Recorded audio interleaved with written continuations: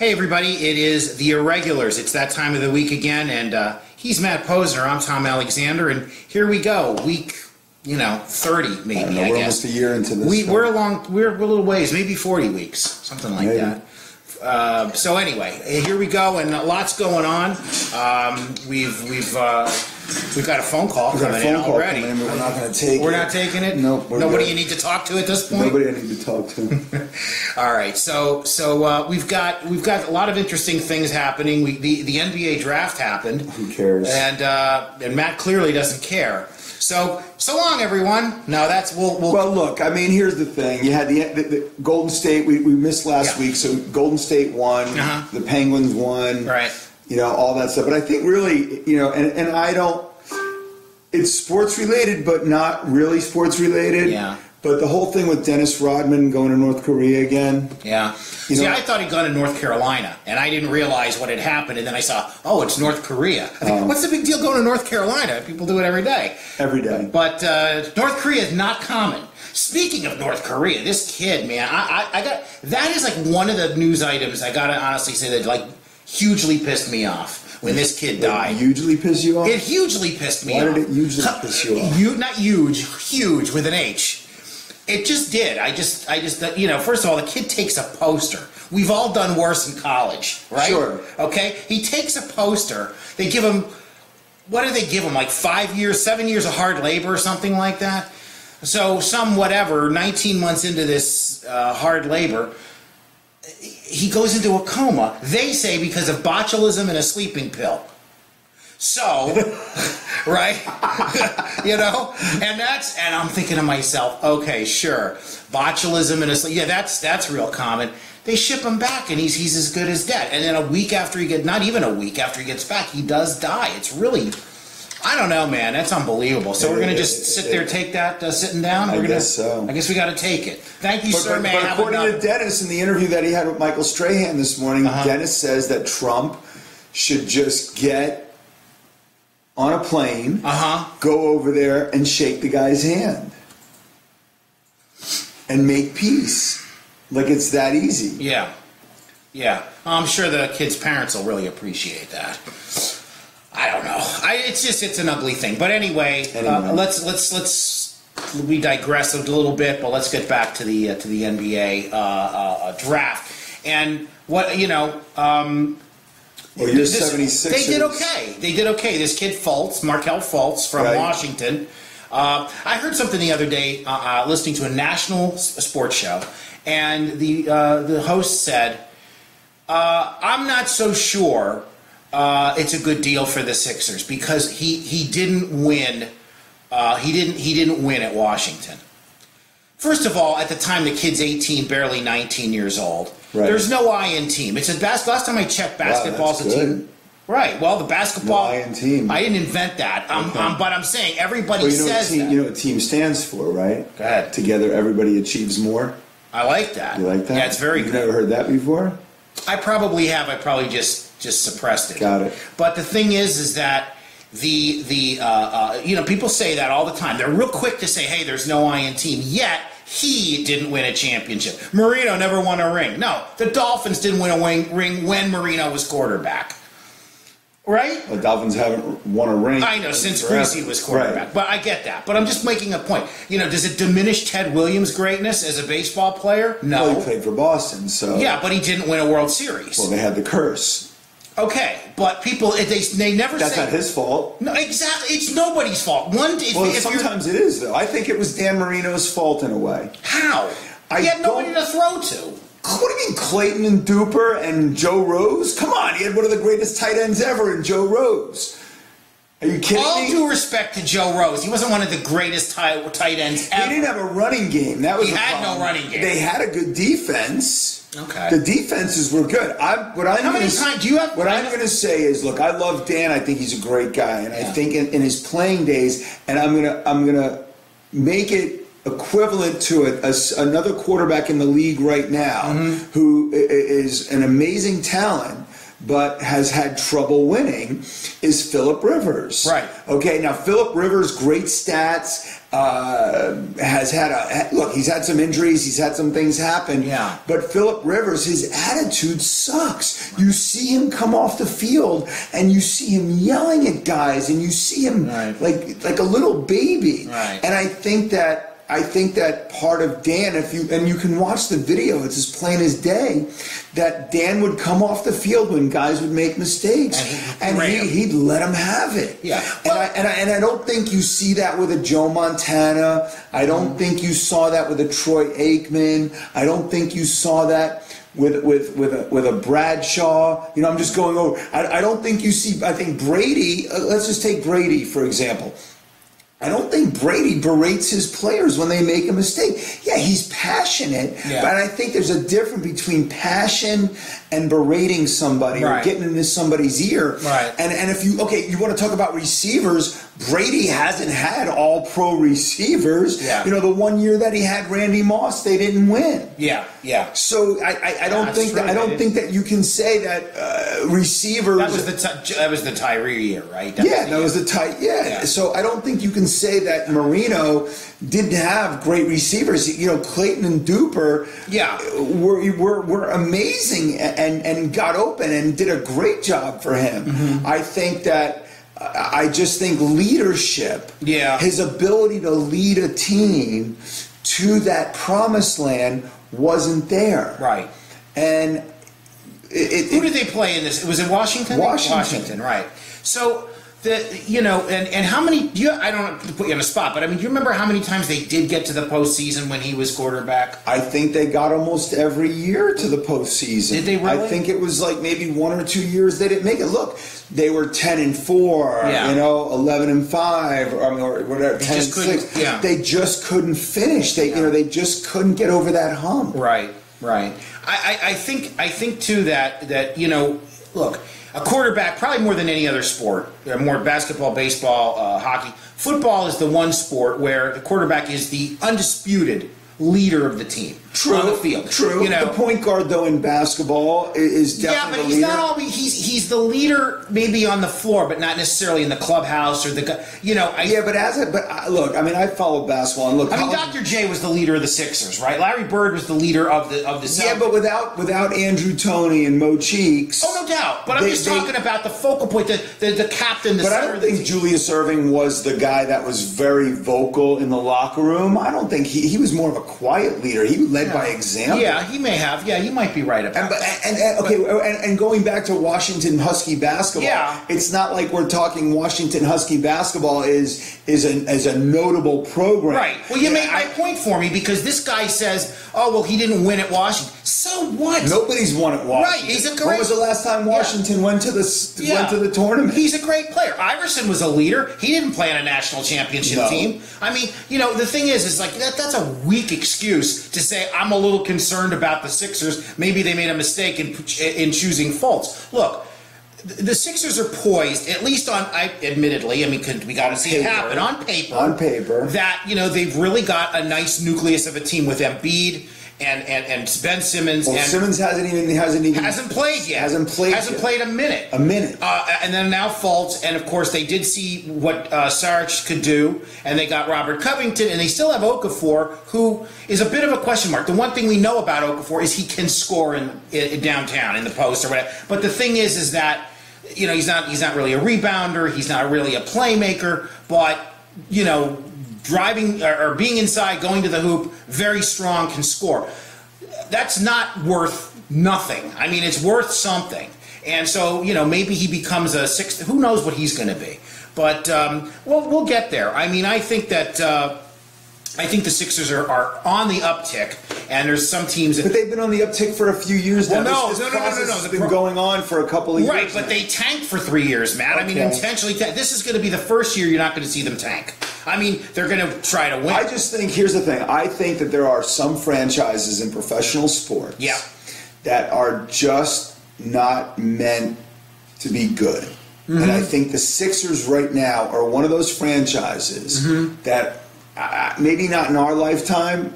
Who knows? That's a while, hopefully. But I don't know that they're ever going to be good again. Oh, I disagree. No, I think that they will. I think this is the nucleus. Is that a Philadelphian? No.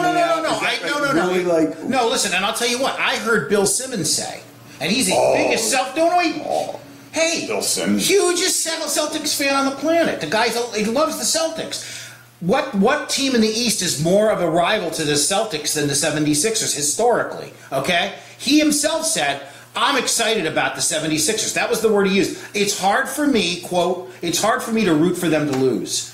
He likes the nucleus. He sees something.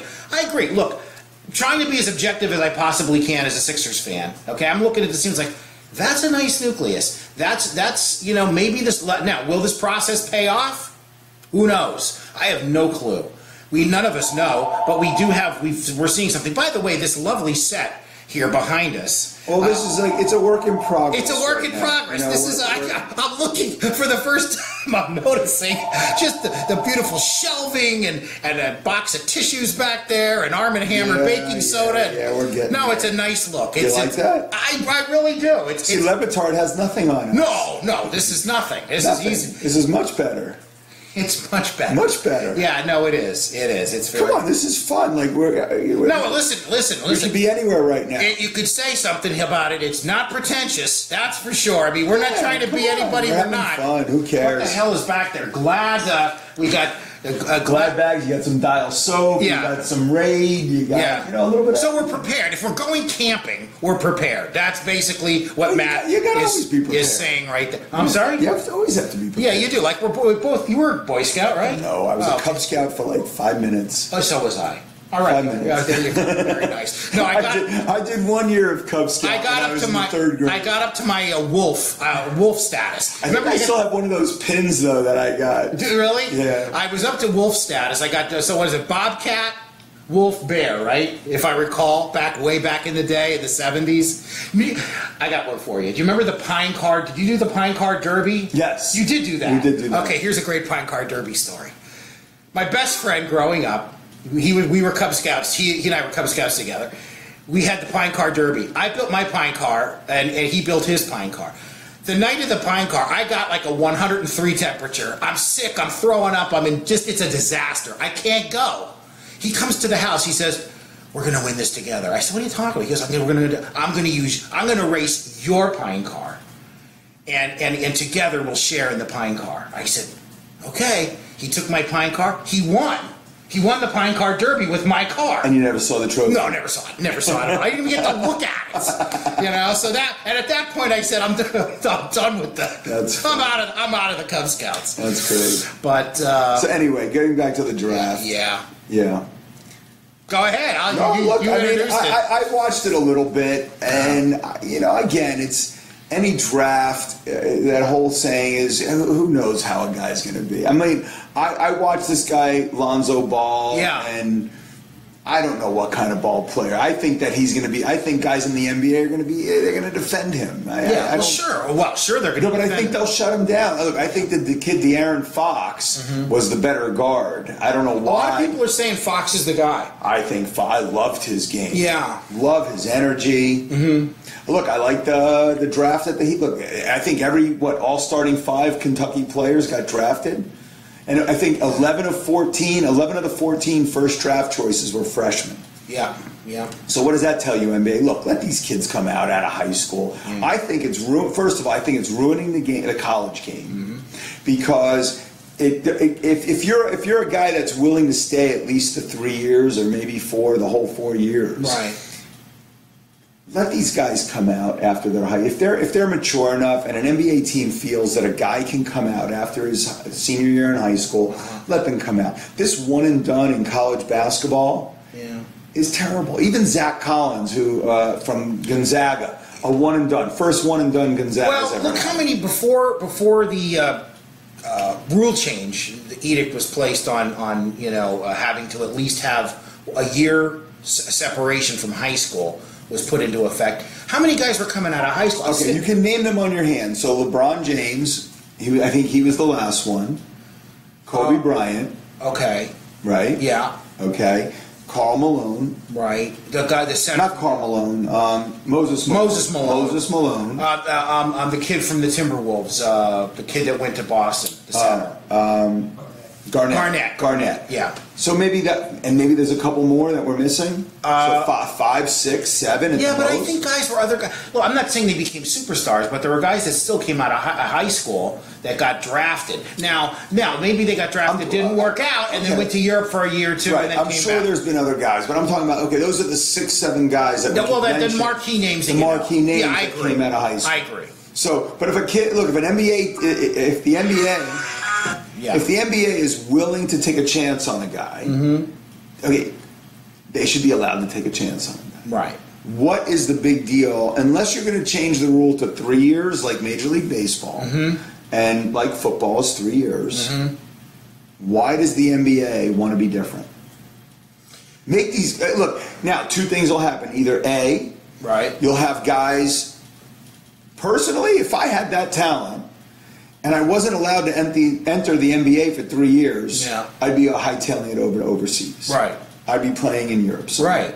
Sure. And then come back. Build up your cred. Right. And make money. Absolutely. Why go play college basketball for 3 years and not make any money? Well, and then again, it begs the question, and when are we going to see it, is when is the NCAA going to start paying these That's guys? not going to happen for a while. Yeah. But I mean, you personally want to see that. No, I want to see that. Yeah, I want to see that. I'm the amount of money that the NCAA is making and the money is going into somebody's pockets is crazy. And these kids see not a cent of it or any benefit. Look, and still the fact... Here, we were talking about this the other day. The new coach from Oklahoma, steps down. Yeah, right. That kid Riley is going to make over $3 million this year, and he's never coached a down of football as a head coach. Yeah. And you got kids that can't afford tuition. That guy's going to make $3 million. Right. And if he does as much as buy them a bag of French fries or something, he's in trouble. He's in trouble. Yeah, I mean, it's like ridiculous. It is. It makes no sense to me, at all, and I won't get it. Not in today's world. You might say 30 years ago, whatever. Well, the money wasn't there 30 years ago. It wasn't as important. No, it wasn't important. But now, look, these kids are I don't know, man. I'm not. They're getting fleeced. I don't like it. I don't like it either. But I'm glad we rarely agree. Well, we agree on this. We agree on this. No, I think it's terrible. I really do. So that's something that we're obviously both passionate about. All right, so we switch over to the entertainment world, and absolutely nothing's happening. No baseball? Oh, forget baseball. Why? Is there anything going on? Well, the Phillies won again. Yes, first time in 8 games they won a game. Listen, I saw a stat the other day. They're on pace now. I don't think they'll do it, but they are on pace for 111 losses, which would tie their all-time record from, I think it was 1941, when they lost 111 games during a 154-game schedule. So that is woeful. 162 games set schedule now, of course, but on pace for 111 losses. That's a lot of losses. That's a lot of losses. And look, I think they'll lose 100 games probably, but I don't think I don't think they have to worry too much about the record. But it's a bad team. It's a bad team. And here's what they sold us as Philadelphia sports fans. They sold us a pitching staff that has enormous potential and a lot of good. Pretty good. Nola's good, and this kid Pavetta has shown some stuff, and this new kid Lively came up and has pitched well. His record doesn't show up, but he didn't get a lot of run support. But he's actually had 3 or 4 quality starts since he came up. The other guys, look, people can say, it's injuries, it's this, it's that, whatever. It's, second year jitters, whatever you want to call it. I ain't buying it. I think these guys oversold these pitchers, and I don't think they have what, and they don't have a leader. They don't have a leader, on the field yet. I don't see that guy. Now, I do like, there's one guy I really like, this kid in right field, Aaron Altair. I like him. I think he's a ball player. I think he's got, I'm not sure what he's like in the clubhouse. I don't know if he's a quiet leader or if he's vocal. I don't know, but on the field, he just always looks like he knows what he's doing. I like Freddie Galvis at shortstop. I think he's a gamer. Right. The rest of the team, I'm not seeing it. All right, so this is the Irregulars Philadelphia edition, really, basically. Whatever. Hey, look, it's the only reason it's Philadelphia is because they got the first pick in the NBA draft. If it was Boston, we'd be talking about Boston. That's all I'm going to say. All right. And next week we'll talk about the New York Giants or something. Well, football's right around the corner. Hey, listen, man, we got the mini camps coming up. Mini camps coming up, and before you know it, we'll have the Hall of Fame game, and preseason will be upon us. And then that's it. Once that happens, you're like locked in. Yeah, but I'm college football. I'm not the NFL. We talked about this last year. Yeah, you're NFL. College. See, that's I'm NCAA. Now you went to Rutgers for a while. For a minute, yeah. For a minute only? Yeah, a couple of years, year and a half. That's more than a minute, but Rutgers is a real program. Rutgers is Division I and everything. I went to a very small school in northeastern Pennsylvania, Division III. Didn't even have a football team at the time. They do now. But as a Philadelphia guy, you got to root for Temple. I'm happy for football program has actually come around. Yeah, no, it has in the last couple of years with the guy that just jumped over to where'd he go? Houston. But I'm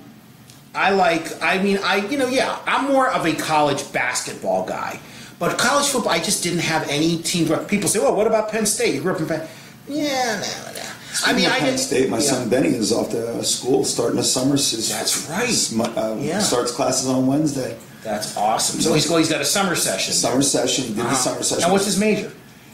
It's funny. He went for engineering originally, and now he's tinkering back and forth. You know how college kids are. I switched majors I switched 36 times. I switched once. Did you? No, it's funny because I started school. Before I actually started, I declared as an art major. Then right before school, before school started, I changed. Like drawing kind of art? Yeah, illustration. I wanted to illustrate. You want to be an illustrator? I want to be for comic books and things like that. Oh, really? Yeah. I'm okay with art, but I knew when I saw the level of people drawing. Before we had one class, I changed to communications. I said, that's what I went for originally, communications, and then I went into business. And then I switched to accounting. Accounting? Can you imagine that? No. You as an accountant? Hated it. No way. Hated it, right? I was in it for a semester, and I said, no, I'm going back to... So then I wanted to go back to communications, right? And they didn't let you? No, they just got to stay in accounting. No, they discontinued the communications department. Oh, wow. So I had to switch and I went to another school. And then I finished as communications. So a couple changes. But anyway, who cares about that? That was back before electricity. But that's it, man. So nothing in the entertainment world. Not really. It's slow. It's summertime, so we've got the summer rerun or the replacement shows. I know they're like The Bachelor or The Bachelorette had some issues with some. Oh, I saw something. I saw something about that. Yeah. I don't watch that show. No, you don't watch that. No, that's not for you. No. If it was like R-rated or X-rated. That would be for you. That would be for me because you But it kind of got R-rated. Like it got out of control and they stopped filming. For a couple. Yeah. Well, you're a devotee of hardcore porn, aren't you? I'm total. What do you got? Really?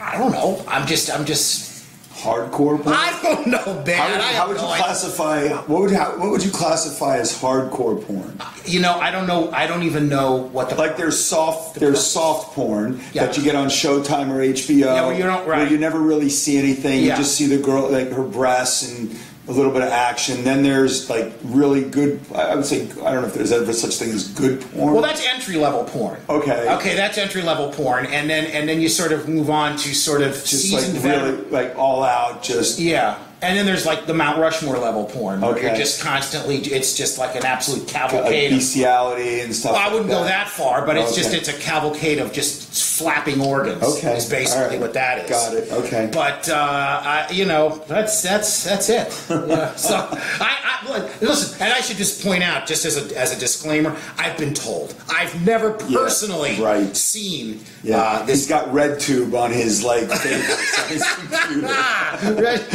Exactly. Every year I get a Christmas card from X Videos. It's like. Oh wait, you just got a pop-up. Your subscription. Oh, did it come up? Actually, yeah. I'm late with a payment. Is that? I'm sorry, guys. I'll get that right off. But oh man. So all right. So anyway. So what? Next week. Next Friday. Next Friday we're back. The Irregulars. Thanks for tuning with a different set. We'll have a different set next Friday. It's going to be the rotating sets every week. Sets. Yeah, we just never know what you're going to get. Yeah, you don't know. Like Forrest Gump. We're like a box of chocolates. We are. That's basically how that works. So he's Matt Posner. I'm Tom Alexander. We're the Irregulars. Thanks to our buddy Trent Partridge for helping us with basically nothing. Nothing. You can't say nothing. No, he. If it wasn't for him, we wouldn't have come up with Kevin Garnett. There you go. So Thanks to Trent. That was a huge get for him. That's big stuff. But anyway, we're kidding around. Trent's a great guy. We will see you. Have a great weekend, a safe weekend, everybody, and we'll see you next time. So long. Bye-bye.